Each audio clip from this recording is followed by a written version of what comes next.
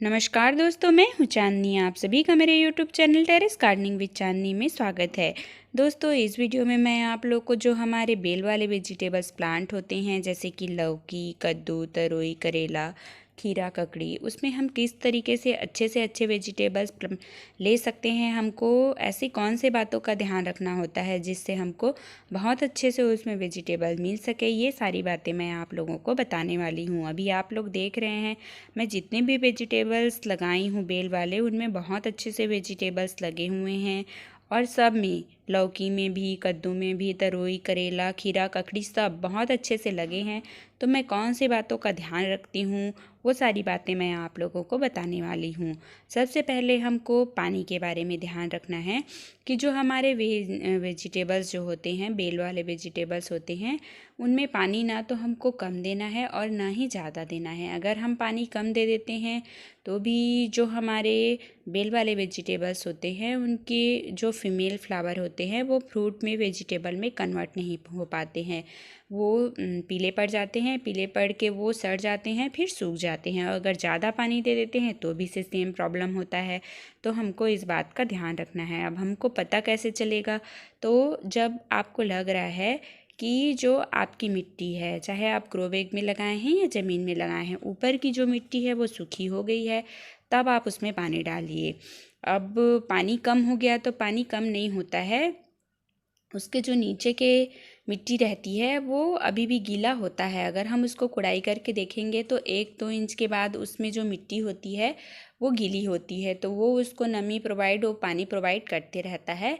तो जब ऊपर की मिट्टी सूख जाती है, हल्के से ड्राई हो जाती है, तभी आप उसमें पानी डालिए। और दूसरे टिप्स के बारे में अगर हम बात करते हैं तो आपको खाद का ध्यान रखना पड़ेगा।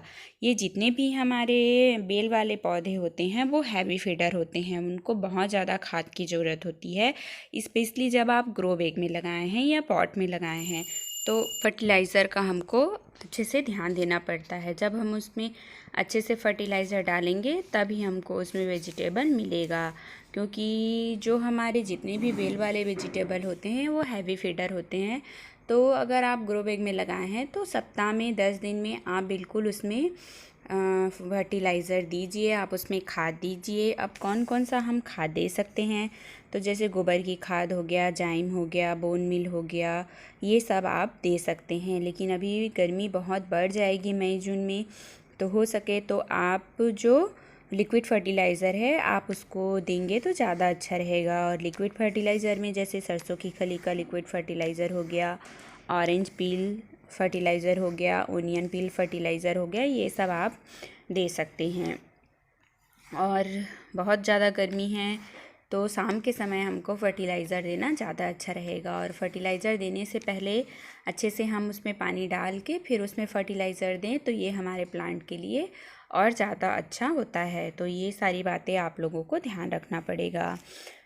उसके बाद अगर हम बात करते हैं तो हमको अपने प्लांट के केयर के लिए, जैसे कि जब हमारा प्लांट है वो 1-2 फीट का हो जा रहा है तो उसके जो साइड के जितने भी ब्रांचेस हैं, आप लोग देखेंगे कि जब हमारा प्लांट ग्रोथ करने लगता है तो उसके 3-4 इंच में ही उसके हर लीफ नोड में नए ब्रांचेस आने लगते हैं। तो वो जितने भी नए ब्रांचेस आ रहे हैं उनको हमको कट कर देना है, क्योंकि अगर हम उन ब्रांचेस को कट नहीं करते हैं तो जो हमारे आगे की जो ब्रांचेस है उसका जो ग्रोथ है वो कम हो जाता है। तो आपको ये ध्यान रखना है कि जितने भी 1 से 1.5 फीट के अंदर में उसमें जितने भी फूल लग रहे हैं या उसमें नए नए ब्रांचेस आ रहे हैं तो वो ब्रांचेस को आप बिल्कुल ध्यान से उसको कट कर दीजिए।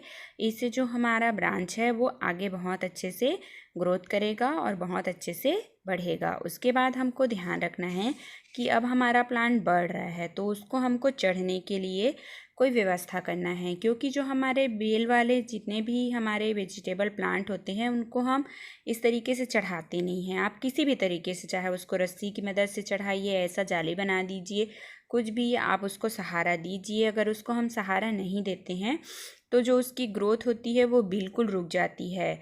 अगर वो नीचे लटक गया मतलब उसको समझिए कि उसका ग्रोथ है वो बिल्कुल कम हो गया। हम उसको ऊपर चढ़ने के लिए या इस तरीके से जाली बना के उसको जब हम उसको प्रोवाइड कराते हैं जाने के लिए, तभी वो बहुत अच्छे से ग्रोथ कर पाता है। ये वाला जो ब्रांचेस है देखिए, मैं आप लोगों को बता रही हूँ, इसको मैं बताऊँगी ही, आप लोगों को करके रखी थी।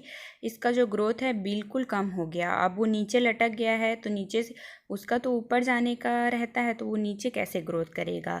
उसके बाद हमको ध्यान रखना है कि जब हमारा प्लांट जो है वो 1 से 1.5 मीटर का हो जाता है, तो हमको उसके जो मेन ब्रांचेस होता है उसको हमको कट कर देना है। मतलब जो हमारे प्लांट होते हैं उसमें 2G 3G कटिंग हमको कर देना है। 2G 3G कटिंग क्या होता है, मतलब जो पहला वाला जो उसका मेन ब्रांच जा रहा है वो उसका फर्स्ट जनरेशन है। जब हम उसके ऐसा टिप को पिंच कर देते हैं तो उसमें से सेकेंड जनरेशन निकलता है, और सेकेंड जनरेशन के 1-2 ब्रांचेस को अगर हम फिर से कट कर देते हैं तो उसमें थर्ड जनरेशन आता है। तो जो थर्ड जनरेशन आता है उसमें फिर हमको पूरे फीमेल फ्लावर ही लगते हैं, तो सबको हमको पिंच नहीं करना है, आपको ये भी ध्यान रखना है। जो हमारा सेकेंड जनरेशन के जो जितने भी ब्रांचेस निकलेंगे सबको हमको पिंच नहीं करना है, 1-2 को छोड़ना है, क्योंकि हमको मेल फ्लावर की भी ज़रूरत होती है।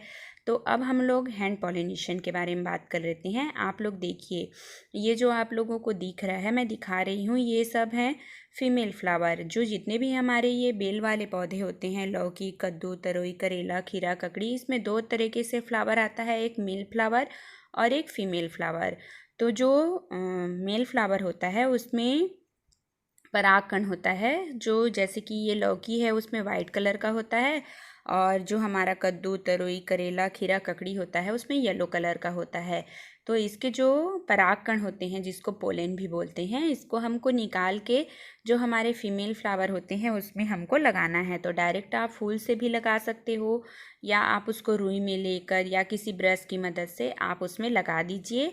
और ये नेचुरल भी होता है, जब उसमें जैसे कि कोई कीड़ा आ गया या हवा के द्वारा या उसमें मधुमक्खी बैठ गई, तो इस तरीके से भी पॉलिनेशन होता है। लेकिन अगर हम घर में हैंड पॉलिनेशन करवा देते हैं तो जो हमारा जितने भी हमारे वेजिटेबल्स लग रहे हैं उसके चांसेस बढ़ जाते हैं फ्रूट में कन्वर्ट होने में, वेजिटेबल में कन्वर्ट होने में। तो इस तरीके से आप उसका पॉलिनेशन करवा दीजिए, हैंड पॉलिनेशन करवा दीजिए, तो उसमें 90% चांस जो है वो बढ़ जाता है। इस तरीके से देखिए, ये येलो होता है, ये पॉलन है, परागकण होता है। तो इस पिक्चर में मैं आप लोगों को बता रही हूँ, सब में आप करेला हो गया, खीरा, ककड़ी, तरोई, सब में आप हैंड पॉलिनेशन करवा सकते हैं। दोस्तों, आप लोगों को मेरा वीडियो अच्छा लगा हो तो मेरे वीडियो को लाइक करिएगा। जो मेरे चैनल पे नए हैं, मेरे चैनल को सब्सक्राइब कर लीजिएगा।